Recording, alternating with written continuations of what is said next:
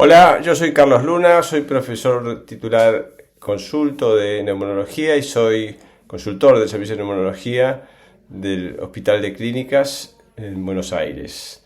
Voy a hablarles sobre el tema de enfermedad neumocócica dentro de este programa de vacunas para la prevención de infecciones respiratorias. Estos son mis conflictos de intereses. Recibí honorarios como speaker del laboratorio Pfizer y de GlaxoSmithKline y recibí honorarios por consultorías del laboratorio Merck. En primer lugar, vamos a ver algunos aspectos de la epidemiología. Es difícil tener datos concretos sobre las causas de muerte en Argentina desde 1900 para acá, pero sí podemos tener algo comparativo lo que ocurrió en Estados Unidos en el siglo pasado. Como se ve acá remarcado, esta es la mortalidad por neumonía. Fíjense que entre 1900 y 1920 neumonía fue la causa de muerte principal, con un pico impresionante que fue en la época de la gripe española, que triplicó la mortalidad de neumonía en ese periodo. A partir de allí comenzó a descender. Fíjense, para 1950, ya con el descubrimiento de la penicilina, se produjo un platón. No es que la medicina dejó de mejorar, sino que a partir de allí también aumentó la expectativa de vida, pues lo vamos a ver un poquitito mejor. Y finalmente, acá vemos hacia fines del siglo pasado, que era la cuarta causa de mortalidad. Eso fue descendiendo, todavía está en la sexta, séptima causa de mortalidad. Ahora, en Estados Unidos, de nuevo en este caso, no por un empeoramiento de la mortalidad de neumonía, sino por una mejoría también es decir, mejoría relativa en relación a otras causas de mortalidad. Podemos ver aquí mejor graficado lo que ocurrió en Estados Unidos. 1900, fíjense ustedes, dos enfermedades pulmonares, tuberculosis y neumonía un poquitito mayor mortalidad que la tuberculosis. Entre las dos se moría el 36% de la gente y con una expectativa de vida al nacer de 55 años. Pasado el tiempo, hace unos 14 años o 15 años, las cosas mejoraron mucho más. Lo vemos de nuevo acá, la mortalidad por neumonía e influenza de 200, en la actualidad es de 16 cada 100.000 habitantes, mientras que si ponemos otras enfermedades pulmonares como EPOC, etc., la mortalidad entonces debida a enfermedades pulmonares llega a 8.6%. Se redujo muchísimo como causa de muerte. Sin embargo, con una expectativa de vida de los 80 años, lo pasado en 2019, la pandemia, agregó entonces una mortalidad por enfermedades pulmonares que llegaron, juntándolos con lo anterior, a un 23,2%. Y esto es importante porque las infecciones que ya han venido como pandemia en varias oportunidades pueden empeorar las cosas en cualquier momento. Ya hemos visto varias veces en el mundo que sobre todo las pestes, las pandemias, se han sido responsables de grandes mortalidades en distintos momentos de la historia.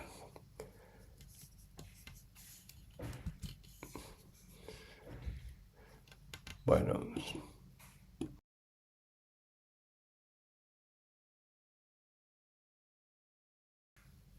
Y la incidencia de neumonía tiene que ver también con el problema que no solo de mortalidad que trae la neumonía, sino de afectación de la salud. Vemos acá cómo la incidencia de neumonía aumenta muy lentamente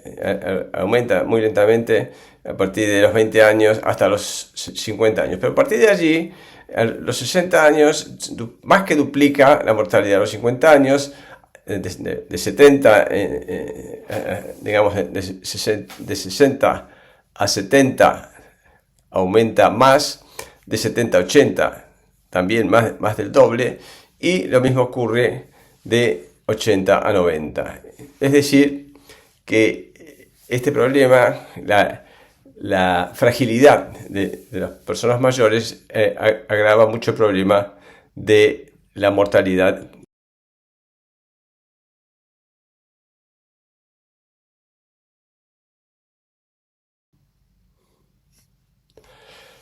La incidencia de una neumonía en la población se podría estimar, no es lo mismo en todos lados, depende de cómo se divide en las distintas edades de la población, pero en promedio podemos decir que más o menos la mortalidad es de 1% por año de la población, ¿no? Y la morbilidad, ¿no es cierto?, por neumonía.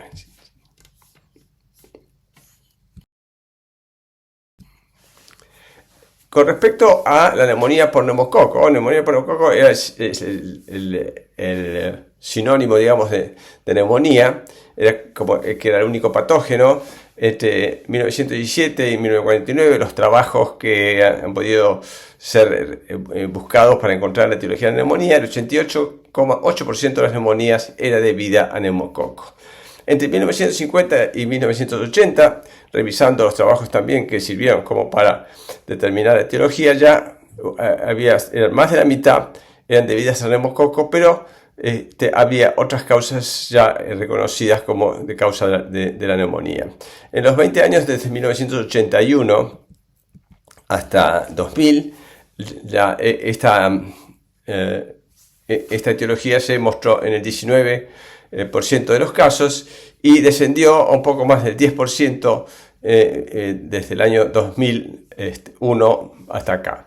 De manera que razones para esto hay muchas. Algunas tienen que ver con cambios en los métodos diagnósticos y otras tienen que ver con alguna modificación que se ha ocurrido con la incidencia de la neumonía, probablemente debido al efecto de las vacunas.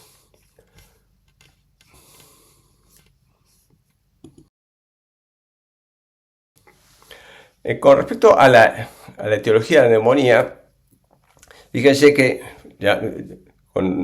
pensando en lo anterior, este es un estudio famoso de Jain y colaboradores, que hace 10 años se publicó en el New England Journal of Medicine, donde se mostró por primera vez que el rinovirus y influenza aviar son más frecuentes que Streptococcus pneumoniae.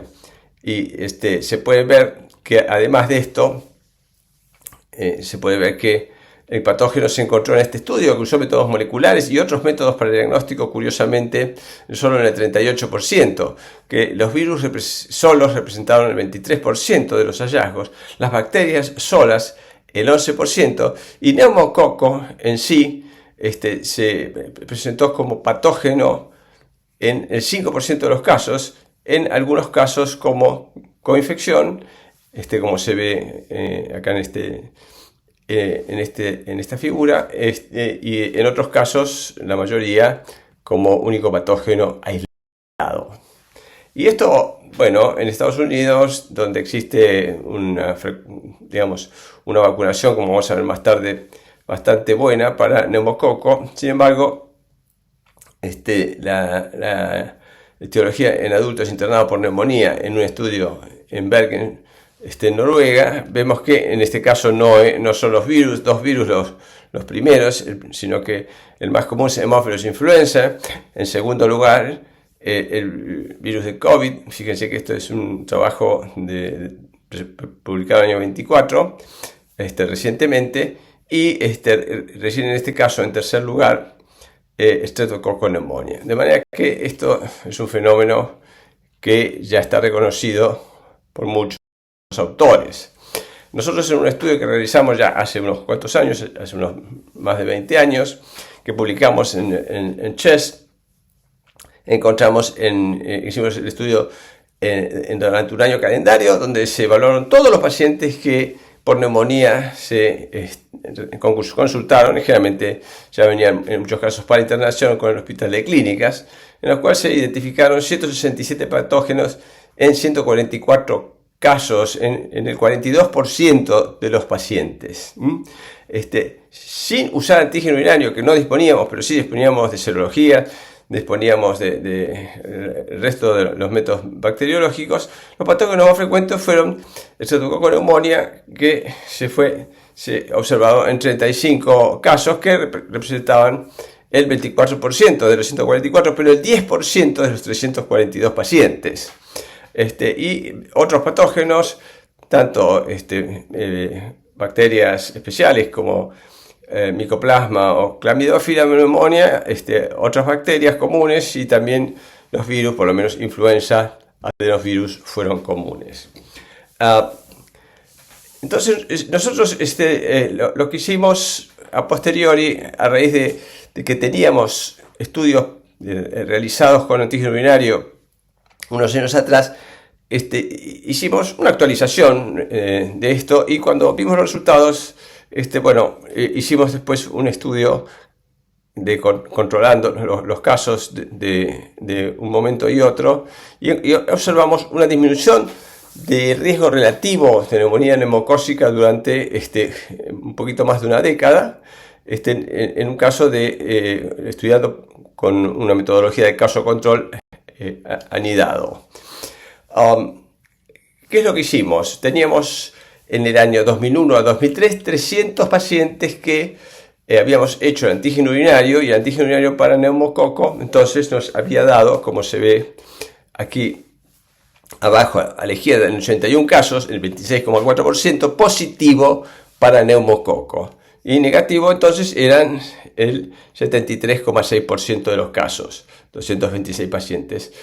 Y en el año entonces de 2014 a 2016 estudiamos con el antígeno urinario también pacientes consecutivos en el mismo hospital, más o menos con los mismos criterios de admisión, 191 pacientes, en los cuales nos llamó la atención que antes era 1 de cada 4 positivo y acá era 1 de cada 10 positivos. Tuvimos 18 positivos, que era el 9,5%, y los negativos, por lo tanto, eran 90,5%. Haciendo entonces un estudio caso control, en lo cual se tomó en cuenta una serie de factores que no vienen ahora al caso, pero como para igualar más o menos las dos muestras, se observó entonces que en el caso en ambos casos había 145 pacientes que se comparaban uno con otro, y resultó que hubo 34 positivos, el 23,5% en los casos observados más de 10 años antes, y 76,5% negativos, mientras que para el caso de los últimos vistos entre 2014 y 2016, encontramos nuevamente, se confirmó el 8,3% de positivos, es decir, 3 veces menos que lo que se observó con anterioridad, lo cual nos llevó entonces a la conclusión que ha habido una disminución de la prevalencia de neumococo en neumonía de la comunidad en este periodo de tiempo.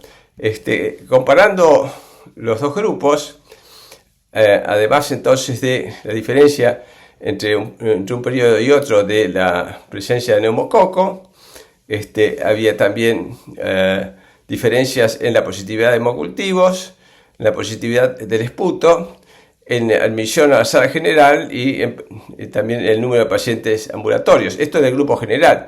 Por eso hicimos un caso control, y en este caso, igualadas las dos muestras, las únicas diferencias que encontramos fue en este periodo, comparando estos dos periodos, es de nuevo la diferencia entre los dos periodos de incidencia de neumococo y la positividad de hemocultivos.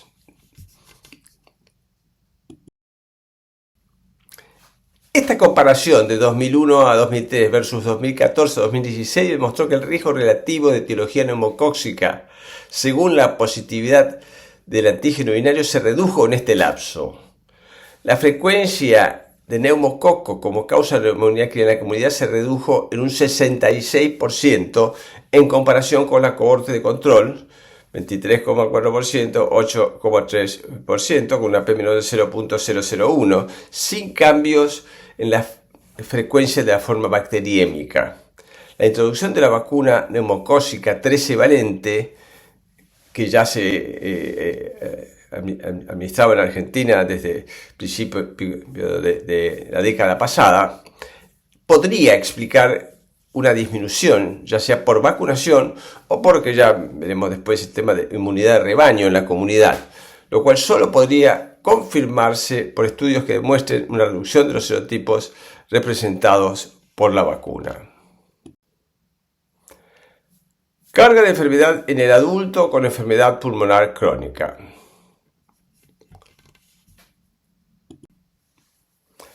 La persona sana, esto es un esquema, digamos, la persona sana, el alvéolo está libre, tiene aire y pocas cosas más. Están los macrófagos alveolares, que tienen una función ahí de policía, el hemolocito tipo 2, que produce el surfactante, el capilar pulmonar, el hemolocito tipo 1, y esto está en relación entonces con la sangre que está circulando.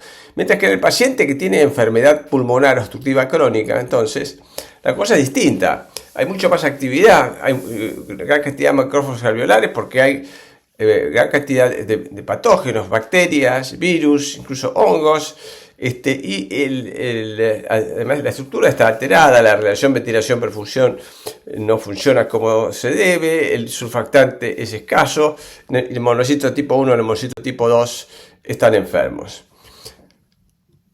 ¿Cómo varió la mortalidad por la neumonía en los últimos 40 años? Esto es tomado de Orwellian Data, es muy interesante. Fíjense que lo que se ve en color violeta acá es lo que pasó con la mortalidad de los niños de menores de 4 años de edad. El descenso de mortalidad fue muy impresionante. Hace 40 años, en 1980, la mortalidad de los niños era de 2,5 millones y esto llegó a casi 500.000, es decir, bajó 5 veces en un corto periodo de 40 años. El resto de las edades, entre los 5 años y los 69 años, no se observan variaciones o apenas un mínimo ascenso en el grupo de 50 a 69 años. Pero lo que es más notable es cómo ha aumentado en el grupo de mayores de 70 años. Fíjense ustedes que en el 1980 representaba este grupo de mayores de 70 años el 13,6% de los muertos. En 1990 el 18,6%. En el año 2000 casi un 30%. En el 2010 casi un 40%. Y justo antes de la pandemia, tomamos esto porque la pandemia puso un poco de confusión en cuanto a la mortalidad con neumonía, que se confunde con la mortalidad por COVID, pero llegó a un 50%, lo cual esto no es debido a otra cosa que por el aumento de la expectativa de vida de todas las edades. Esto es lo visto en todo el mundo. Después hay figuras de estas para distintas edades. La neumonía bacteriana en EPOC, la EPOC es el más importante factor de riesgo para el desarrollo de neumonía adquirida en la comunidad. El microbioma pulmonar, estado inmune anormal y la virulencia de los patógenos componen la patogenia de la neumonía adquirida en la comunidad en la enfermedad pulmonar obstructiva crónica. La etiología es semejante a la de pacientes sin EPOC. Probablemente hay más bacterias porque hay más colonización, pero los EPOC tienen neumococo, generalmente, o Haemophilus influenza como primer patógeno, y raramente se encuentra Pseudomonas aeruginosa, pero esto hay que tenerlo en cuenta en pacientes que son muy graves y que repiten infecciones de este tipo. Por lo tanto, el régimen empírico para la neumonía que hay en la comunidad en pacientes con EPOC debe considerar los patógenos comunes según la gravedad de EPOC y eventualmente, si hay una colonización, algunos patógenos fuera de eso, incluyendo Pseudomonas aeruginosa. Esto es una expresión publicada por Seti y colaboradores en New England Journal of Medicine en 2008 de cómo la inflamación y la infección en EPOC va desarrollando un deterioro de la función del parénquima pulmonar. Hay una alteración innata en el mecanismo de defensa en algunos pacientes que favorece además la colonización bacteriana en pacientes con enfermedad pulmonar obstructiva crónica. Los antígenos bacterianos actúan también más allá, es decir, con la infección, pero el antígeno en sí injuriando la vía aérea y alterando entonces los mecanismos de defensa innatos, y todo esto entonces favorece la presencia de exacerbaciones agudas, que son episodios muy importantes en el deterioro de la función pulmonar, sobre todo aún en pacientes que han dejado de fumar, y produce una respuesta inflamatoria. Esto aumenta la proteólisis en aquellos que desarrollan enfisema, y existe una alteración en el balance entre las proteinasas y las antiproteinasas, con lo cual progresa la enfermedad pulmonar obstructiva crónica, se agrava la obstrucción de la vía aérea, y tanto la exacerbación aguda con su respuesta inflamatoria como la progresión del EPOC llevan eventualmente a un deterioro aún mayor de la enfermedad pulmonar obstructiva crónica, que por el hecho de dejar de fumar, aquellos que lo hacen, tiende a estabilizarse.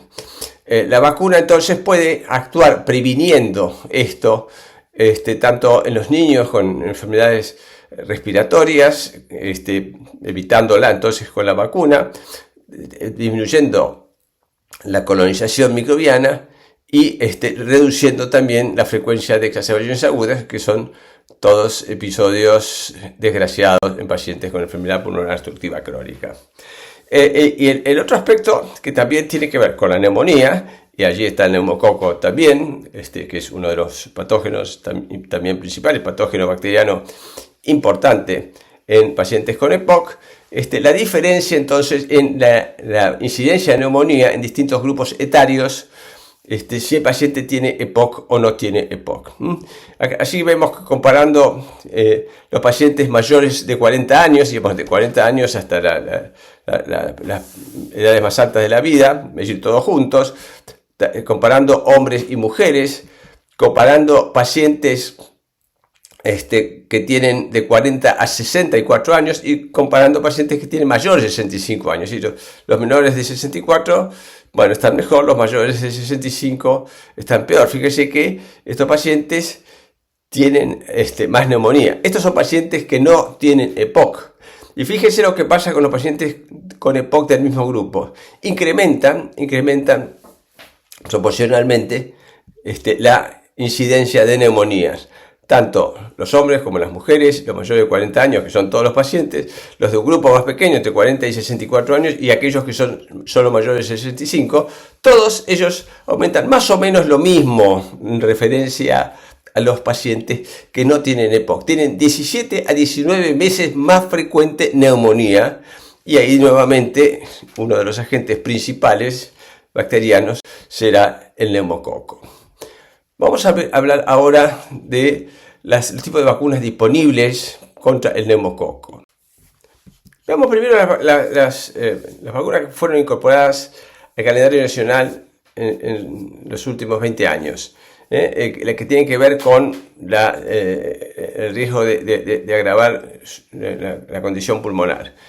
Tenemos la vacuna contra el sarampión, que fue incluida en el calendario en 2003, la pentavalente o quíntuple celular, que tiene vacunas para Haemophilus influenza en los niños, la triple bacteriana acelular, que se agregó en adolescentes en 2009, la antigripal, que se agregó en el calendario en 2011, la de neumococo conjugada, 13 valente, que también se incorporó en 2011 al calendario, la triple bacteriana acelular, que también incluye entonces pertussis para las gestantes en 2013, la vacuna para la varicela a los 15 meses, que se incorporó en 2015, y la vacuna para el SARS-CoV-2 con la llegada de la pandemia, la vacuna para varicela, que la segunda dosis se incorporó en 2022, y en 2024 la vacuna del virus sincicial respiratorio para gestantes. En la actualidad,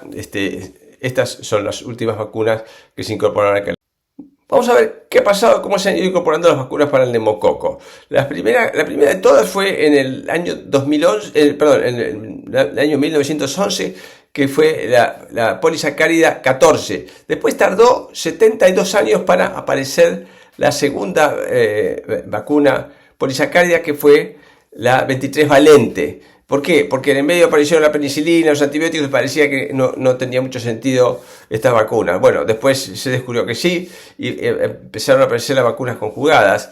La 7 valente, que está desde el año 2000, que ahora ya no estaba circulando porque hay otras vacunas, pero que fue muy importante para reducir la mortalidad, sobre todo por meningitis neumocócica en los niños, en los bebés. Después apareció la conjugada de 10, la conjugada de 13 valente, que está aprobada en Argentina para el uso de niños y adultos, la 15 también aprobada para el uso de niños y adultos, la vacuna conjugada 20 valente, que está desde hace un año y medio en Argentina, aprobada solo para adultos. Es uno de los pocos, el primer país en Latinoamérica donde se aprobó esta vacuna. Y hay una vacuna que todavía no está disponible, pero es la nueva vacuna también conjugada 21, que tiene la novedad de que tiene 8 serotipos exclusivos que hasta ahora no están en otras vacunas.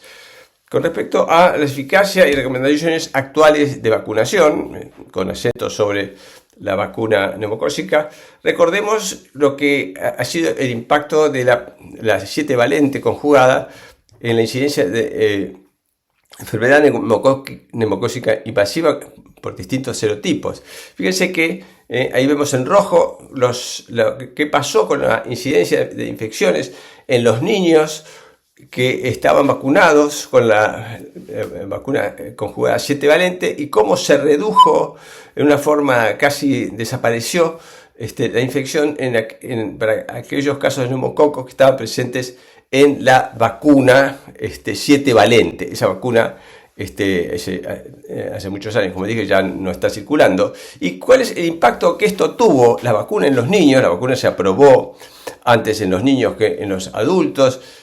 Bueno, por supuesto, la 7 valente es solo en niños. Bueno, ¿qué pasó al mismo tiempo con las cepas que producían neumonía en los adultos? Bueno, bajó la vacuna por el solo hecho de estar vacunados los niños, también en los adultos. Fíjense en rojo cómo bajó esta vacuna.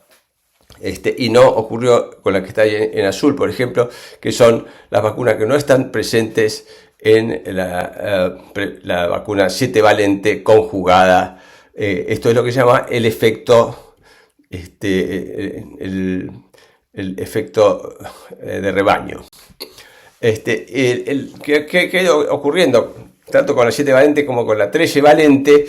Que al principio tenían las neumonías eran producidas por casi todas las bacterias para las cuales estaba desarrollada la vacuna cubrían la mayor parte de la neumonía en los primeros años, en 2010, pero a partir de allí comenzaron a ser reemplazadas las cepas que estaban en la vacuna y producían neumonía por otras cepas, y entonces en algunos casos se llegó a una eficacia en promedio de 30% de la vacuna 13 valente, lo cual justificó el desarrollo de nuevas vacunas conjugadas. ¿Qué pasó en la cobertura de vacuna entre 2008 y 2023 en los bebés? Fíjense que en principio en Europa en general una cierta reticencia con la vacuna, pero después fue aumentando y en la actualidad sigue aumentando y está entre un 80 y un 90% el uso apropiado de la vacuna en Europa en general. En América Latina, si bien ascendió muy rápidamente, ha habido, y sobre todo después de la pandemia, una reticencia de la vacuna, un menor uso de la vacuna, en este caso en los bebés. Esto es en Argentina. En Argentina aumentó mucho rápidamente, la vacuna estuvo acá disponible en 2011 y en forma gratuita, y en los niños sobre todo. Al principio se llegaron valores cercanos al 90%, pero a partir de la pandemia descendió y en este momento está en valores del 70 y poco por ciento, que lo cual es muy preocupante. Y esto es lo que se ve en Estados Unidos. En Estados Unidos el uso de la vacuna conjugada en bebés ha sido altísimo, en valores entre 90 y 100%. También, como en todos lados, la pandemia, después de la pandemia se produjo una disminución de la vacunación que se mantiene de todas maneras entre 80 y 90% en los Estados Unidos. Hasta la aprobación de la vacuna conjugada 20-valente, el esquema es que se recomendaba la utilización de la 13-valente conjugada con la vacuna 23-valente. Eso en la actualidad ha sido reemplazado y ahora directamente la vacuna que existe y que es la tendencia a que esto se consolide es la vacunación con la vacuna conjugada 20-valente, que es muy sencillo. Los pacientes sin factores de riesgo deben vacunarse después de los 65 años.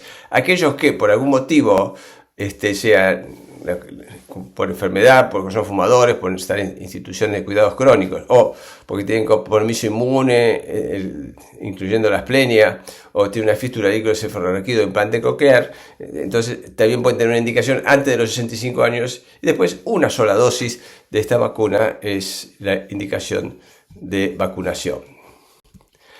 Las indicaciones de la vacunación son en los extremos de la vida, los niños menores de 2 años de edad y en adultos mayores de 65. Los pacientes entre 5 y 64 con algún factor de riesgo y los inmunosuprimidos. Los individuos con enfermedad cardíaca, pulmonar, renal, hepática o neuromuscular.